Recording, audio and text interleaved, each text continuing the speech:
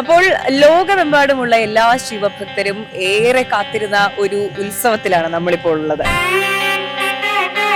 നമ്മൾ ആലുവ മണപ്പുറത്താണുള്ളത്. 1000 വ്രതങ്ങൾക്ക് തുല്യമാണ് ഒരു ശിവരാത്രി എന്നാണ് പറയുന്നത്. ഇത് ഭഗവാന്റെ ഉത്സവമാണ്. പുറക്കപ്പുറത്ത് ഞങ്ങൾ വഞ്ചിയിലാണ് ശിവരാത്രി കാണാൻ പോകുന്നത്. ആ ഓർമ്മകൾ എൻ്റെ മനസ്സിലേക്ക് ഓരോ തവണ ശിവരാത്രിക്ക്, പ്രത്യേകിച്ച് ശിവരാത്രി ദിവസം. ശിവൻ എന്ന് പറഞ്ഞു കഴിഞ്ഞാൽ മംഗളകാരിയാണ്.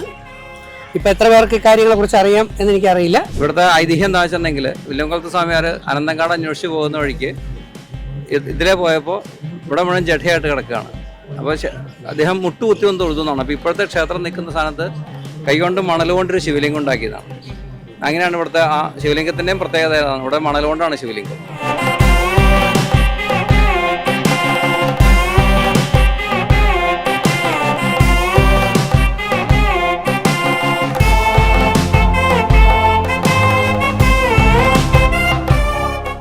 അബാക് മീഡിയയുടെ എല്ലാ പ്രേക്ഷകർക്കും നമസ്കാരം.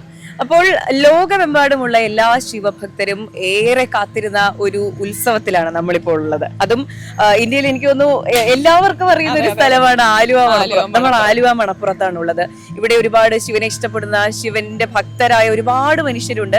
അപ്പോൾ ഇന്ന് നമ്മൾ കാണാൻ പോകുന്നത് ശിവരാത്രി വിശേഷങ്ങളാണ്. എനിക്ക് പറഞ്ഞാലുണ്ടല്ലോ 1000 വ്രതങ്ങൾക്ക് തുല്യമാണ് ഒരു ശിവരാത്രി എന്നാണ് പറയുന്നത്. അതായത് അത്രയും ശിവനെ പ്രീതിപ്പെടുത്താനായിട്ട് അനുഷ്ഠിക്കുന്ന വ്രതാനുഷ്ഠാനങ്ങളിലെ ഏറ്റവും പവിത്രമേറിയതും ഒരു പ്രധാനമായിട്ടുള്ളതുമാണ് മഹാശിവരാത്രി. അതെ, നമ്മൾ ചെയ്ത എല്ലാ പാപങ്ങളും ഒരു രാത്രി കൊണ്ട് കഴുകിക്കളയുക എന്ന് പറഞ്ഞാൽ അതുപോലെ വലിയൊരു കാര്യമല്ല.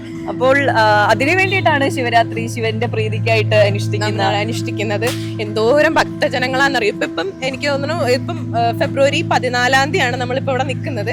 നാളെയാണ് ശരിക്കും പറഞ്ഞാൽ ഉറക്കം മുളയ്ക്കുന്ന ഒരു ദിവസം നാളെയാണ്. എന്നിരുന്നാൽ പോലും ഇപ്പൊ ഇവിടെ ജനങ്ങളുടെ തിരക്കാണ്. ഒരുപാട് ഭക്തജനങ്ങളാണ്. അതുപോലെ തന്നെ ഒരുപാട് ആളുകൾ ഇവിടെ അതിന്റെ ഓരോ കാര്യങ്ങൾക്കും സപ്പോർട്ടിനായിട്ടാണെന്നുണ്ടെങ്കിലും വന്ന് ചേർന്നിട്ടുണ്ട്. ഒരു നാടാകെ ഒരുമിച്ച് നിൽക്കുകയാണ്. എനിക്ക് തോന്നുന്നു ജാതി മത ഭേദമന്യേ എല്ലാവരും ഇവിടെ ഉണ്ട്. രാഷ്ട്രീയ നേതാക്കളായിക്കോട്ടെ, മറ്റു പൊതുപ്രവർത്തകരായിക്കോട്ടെ, വിശ്വാസികൾ, നമ്മൾ മാധ്യമപ്രവർത്തകർ എല്ലാം ഇവിടെ ഉണ്ട്.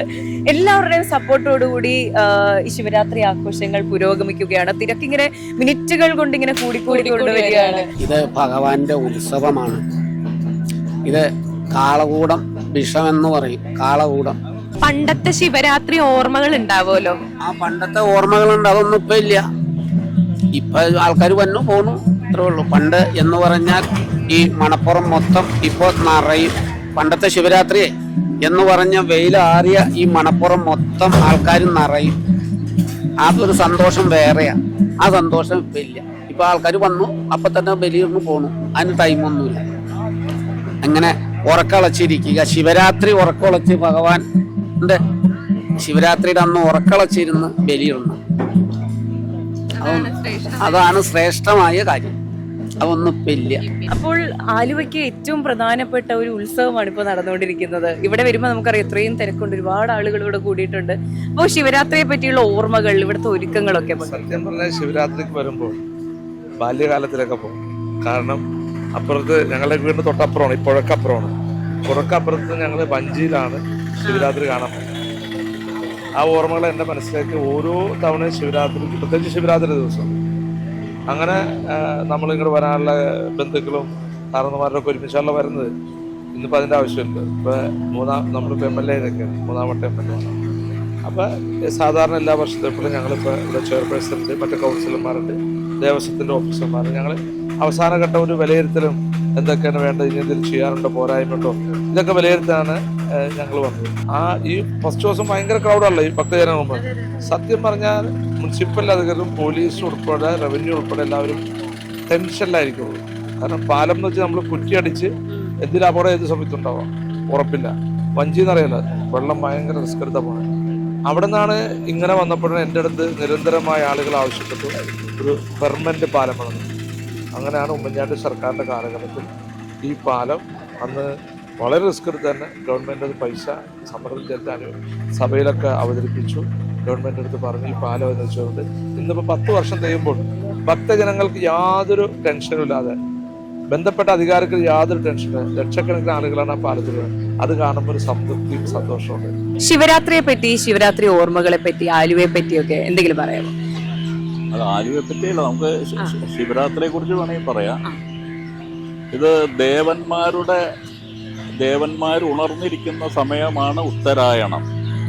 ഇപ്പൊ ഉത്തരായണ കാലമാണ്. അപ്പൊ ശിവനെ സംബന്ധിച്ചിടത്തോളം ഇത് രാത്രിയല്ല, പകലാണ്.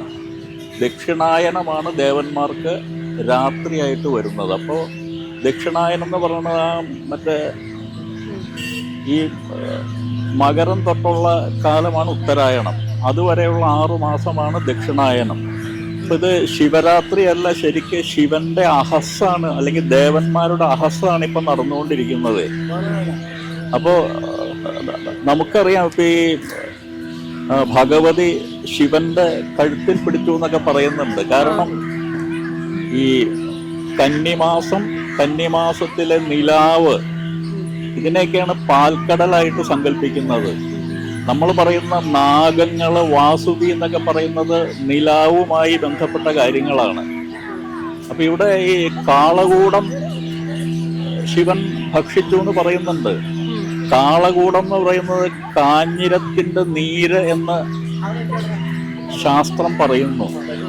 അപ്പൊ കന്നിമാസത്തിലെ ആ നിലാവ്, അതാണ് അമൃതമായിട്ടുള്ളത്. ശിവനെ സംബന്ധിച്ചിടത്തോളം ഇത് അഹസ്സാണ്, ഇത് അമൃതമല്ല, ഇത് കാഞ്ഞിരത്തിന്റെ നീരാണ്. അപ്പോൾ ഭഗവതിക്ക് തൻ്റെ ഭർത്താവിനോട് പറയാനുള്ളത് ഇത് അമൃതമല്ല, ഇത് കാളകൂടമാണ്. നമുക്ക് ഒരു ഭാര്യ എന്നുള്ള നിലയിൽ എനിക്ക് ഭർത്താവിൽ നിന്ന് ഞാൻ അമൃതം പ്രതീക്ഷിക്കുന്നു. ഇത് അമൃതമല്ല, അമൃതത്തിന് വിരുദ്ധമായ കയ്പുള്ള എന്തോ നീരാണെന്നുള്ള സങ്കല്പമാണ് ശാസ്ത്രീയമായിട്ട് ഇതിനകത്തുള്ളത്. അപ്പൊ ഈ പാൽക്കടൽ കടയുക എന്നൊക്കെ പറഞ്ഞ കന്നിമാസ നിലാവാണ്.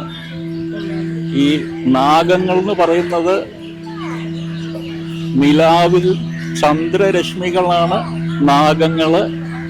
സർപ്പങ്ങൾ എന്ന് പറയുന്നത് മറ്റേ ഈ സൂര്യരശ്മികളെയാണ് സർപ്പങ്ങൾ എന്ന് പറയുന്നത്.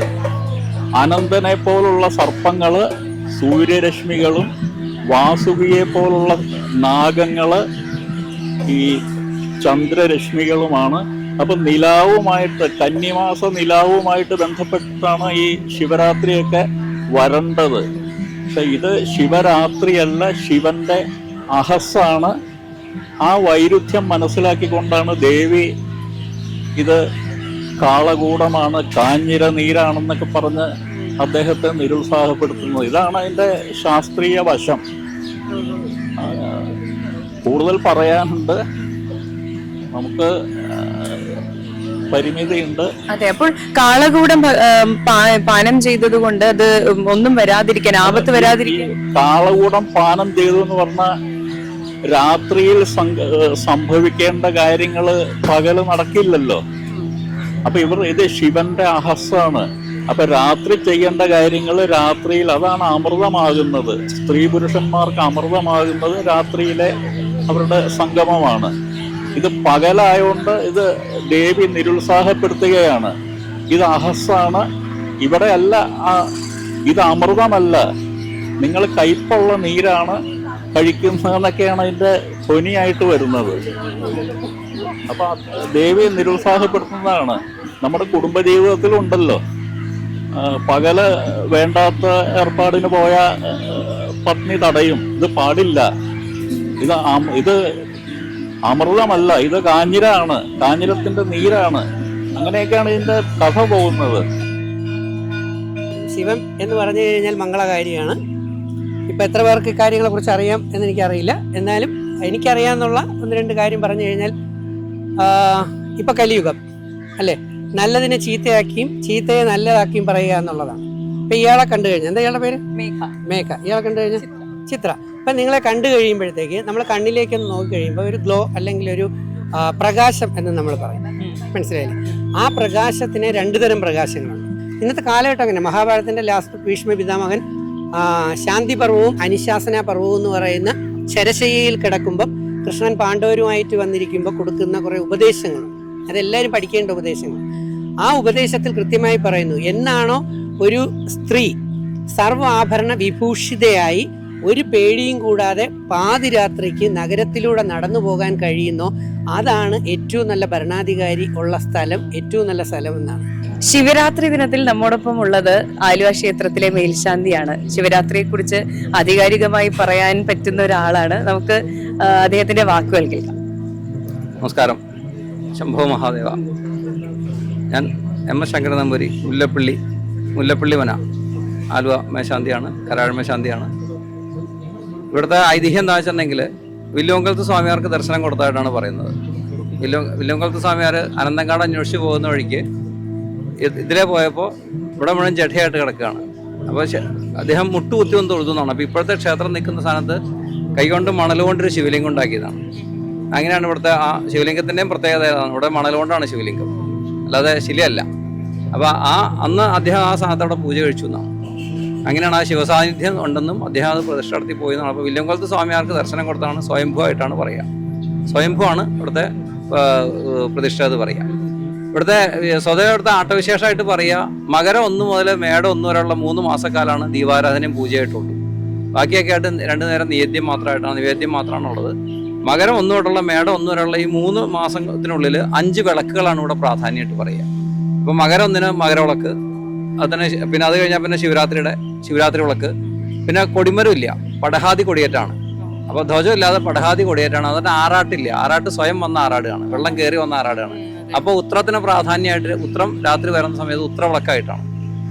അപ്പം ആദ്യത്തെ മകരവിളക്ക്, 2ാമത്തെ ശിവരാത്രി വിളക്ക്, 3ാമത്തെ കൊടിപ്പുറത്ത് വിളക്ക്, 4ാമത്തെ ഉത്രം വിളക്ക്, 5ാമത്തെ വിഷു വിളക്ക്. ഇത് ഈ 3 മാസത്തിനുള്ളിൽ ഈ ആട്ടവിശേഷങ്ങളെല്ലാം ഇവിടെ തീരുന്നതാണ്. അപ്പോൾ ഈ 5 വിളക്ക് തൊഴുക എന്നുള്ളത് വലിയൊരു വിശേഷമാണ് ഇവിടെ. അപ്പോൾ ഈ 3 മാസക്കാലാണ് ദീപാരാധനയും പൂജയായിട്ടൊക്കെ ഉള്ളത്. അതുപോലെ ഈ ബലിതർപ്പണത്തിന് പ്രാധാന്യമായിട്ട് പറയുന്നത് ജഡായുവിൻ്റെ ശേഷക്രിയ ഇവിടെയാണ് ചെയ്തതെന്നുള്ളൊരു സങ്കല്പം പറയുന്നുണ്ട്. അതാണ് ഇവിടെ ഈ ബലികർമ്മത്തിനുള്ള പ്രാധാന്യമായിട്ട് പറയുന്നത്. അപ്പോൾ അത് സ്ഥിരമായിട്ടുണ്ട്. വിശേഷാലായിട്ട് ഈ കുംഭവാവ്, കർക്കിടവാവ്, തുലാവാവ്, അതിനെ വൈശാഖവാവ്, അങ്ങനെയുള്ള അമാവാസികളിലൊക്കെ വിശേഷാലായിട്ടുണ്ട്. സ്ഥിരമായിട്ടും ഇവിടെ ഈ സംവിധാനത്തിനുള്ള ദേവസ്വം ബോർഡ് എല്ലാ ഒരുക്കങ്ങളും ചെയ്തിട്ടുണ്ട്. സ്ഥിരമായിട്ടുള്ളതുകൊണ്ട് വിശേഷാലായിട്ടുള്ളതിന് എല്ലാ ഒരുക്കങ്ങളും ദേവസ്വം ബോർഡ് ചെയ്തിട്ടുണ്ട്. ശിവരാത്രിയുടെ വ്രതം എടുക്കുക എന്ന് പറഞ്ഞിട്ടുണ്ടെങ്കിൽ ശരിക്കും പറഞ്ഞാൽ ശിവരാത്രിയുടെ അന്ന് രാവിലെ എപ്പോഴാണോ 4 മണി അല്ലെങ്കിൽ രാവിലെ തുടങ്ങിയാൽ രാത്രി ശിവരാത്രിയുടെ ആ വിളക്ക് കഴിഞ്ഞ് ഇവിടെ അതിൻ്റെ നിവേദ്യത്തിൻ്റെ തീർത്ഥമുണ്ട്, അത് കഴിച്ചിട്ടാണ് ആ വ്രതം വീടുക എന്നാണ് പറയുക. അത് വേറെ ശുദ്ധവാസമായിട്ടാണ് പറയുക. ശുദ്ധവാസമായിട്ട് കുളിച്ച് ഉപവാസം എന്നുള്ള രീതിയിൽ ഇപ്പോൾ ആരോഗ്യസ്ഥിതി അനുസരിച്ചിട്ട്, അല്ലാതെ ഇപ്പോൾ അസുഖമുള്ളവരും അതൊക്കെ അത് പറഞ്ഞല്ല. അപ്പോൾ അതുകൊണ്ട് ആരോഗ്യസ്ഥിതി അനുസരിച്ചിട്ട് ശുദ്ധവാസം അല്ലെങ്കിലും ഒരിക്കലായിട്ടാണെങ്കിലും ഒക്കെ എടുക്കാവുന്നതാണ്. അതിൽ ശുദ്ധവാസമായിട്ട് എടുക്കുന്നവർ സ്വതവേ ചെയ്യാന്ന് വെച്ചിട്ടുണ്ടെങ്കിൽ അന്നത്തെ ദിവസം ജലപാനം ഇല്ലാതെ അവസാനം ഈ ശിവരാത്രിയുടെ അന്നത്തെ ആ രാത്രിയിലത്തെ ആ അഭിഷേകം കഴിഞ്ഞ തീർത്ഥം കഴിച്ചതിന് ശേഷമാണ് പാരണ വീടിന് ചെയ്യുക. ഇതാണ് പ്രദോഷ വ്രതം, അല്ല ശിവരാത്രി വ്രതമായിട്ട് ആചരിച്ചു വരുന്നത്.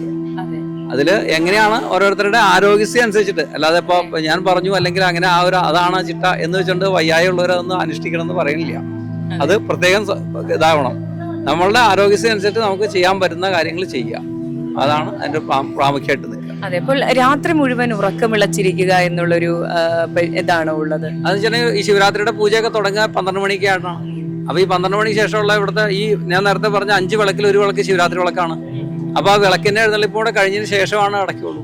അത് കഴിയുമ്പോഴത്തേക്കും പിറ്റേ ദിവസം വാവിന്റെ ബലിയിടൽ തുടങ്ങലായി. അപ്പൊ ആ ശിവരാത്രിയുടെ ഉറക്കൊളിപ്പ് കഴിഞ്ഞ് എല്ലാവരും വാവ് ബലിയിട്ട് നീങ്ങുക. അങ്ങനെയാണ് സംവിധാനത്തിലാണ് ഇപ്പൊ നീങ്ങിക്കൊണ്ടിരിക്കുന്നത്.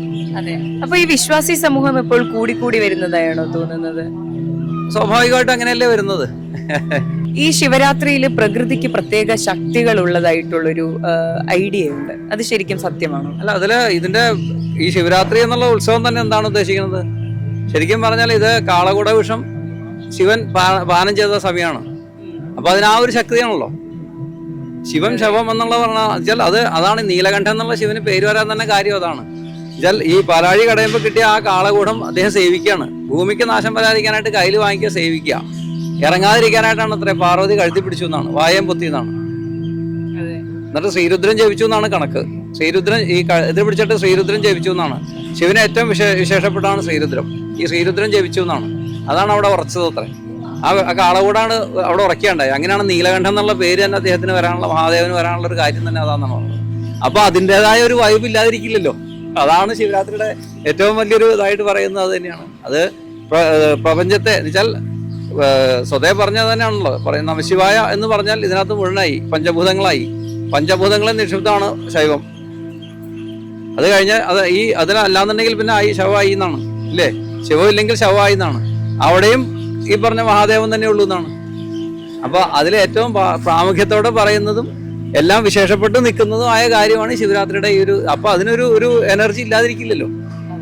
ആ സമയത്ത് എല്ലാവിധ എന്നുവെച്ചാൽ 33 കോടി ദേവകളും അസുരന്മാരും, അതാണ് വ്യത്യാസം പറയണത്. ദേവന്മാര് മാത്രമല്ല അസുരന്മാരും ശിവനെ സ്തുതിച്ചു എന്നാണ്. എന്നുവെച്ചാൽ ഇത് ഈ കളവോടം വീണ് കഴിഞ്ഞാൽ ആർക്കും ഇല്ലാതെ ഭൂമി നശിച്ചു. അപ്പൊ ആ ഒരു സംരക്ഷണം തന്നെ ഉണ്ടായി എന്നാണ് പറഞ്ഞത്. അപ്പൊ അതുകൊണ്ട് 33 കോടി ദേവകളും അസുരന്മാരും കൂടി ഈ മഹാദേവനെ സ്മരിച്ചു എന്നാണ്. അതാണല്ലോ മറ്റുള്ള ദേവന്മാർക്ക് ദേവനേ ഉള്ളൂ. മഹാദേവൻ എന്തുകൊണ്ടാ? മഹാദേവൻ എന്നാണ് പേര് തന്നെ അല്ലേ? അപ്പൊ അത്രയും ആ ഒരു ഇതുണ്ട്, മഹത്വം അവിടെ വന്നു എന്നാണ്. മറ്റുള്ളവർക്കൊക്കെ വേഷവിധാനം ഉണ്ട് അല്ലേ? ശൈവത്തിന് അതും ഇല്ല. അപ്പൊ അതൊക്കെ ഏറ്റവും ലാളിത്യത്തെ ഏറ്റവും സിമ്പിൾ ആയിട്ടുള്ളതാണ്, ലളിതമായതുമാണ് ശൈവം. പക്ഷെ ഏറ്റവും കാഠിന്യമുള്ളതാണ്. അതാണ് അതിന്റെ ഒരു. അപ്പൊ ശിവരാത്രിയുടെ മാഹാത്മ്യത്തിലാണെങ്കിലും ശിവരാത്രിയുടെ വൈബ് എന്ന് നമ്മൾ പറയുന്നതാണെങ്കിലും അതിന്റെ എനർജി എന്ന് പറയുന്നത് ഇതാണ്. അത് മൊത്തത്തിൽ പ്രപഞ്ചത്തിലുള്ളത് തന്നെയാണ്, സംശയമൊന്നുമില്ല.